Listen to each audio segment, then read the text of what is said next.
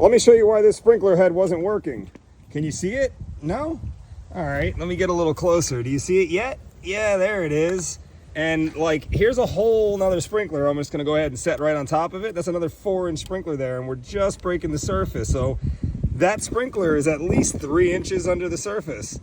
And it's not a 12-inch sprinkler, so it definitely doesn't pop up above the grass, which is why we're seeing this.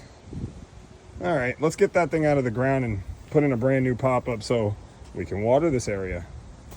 All right, here's valve A7, or excuse me, A12.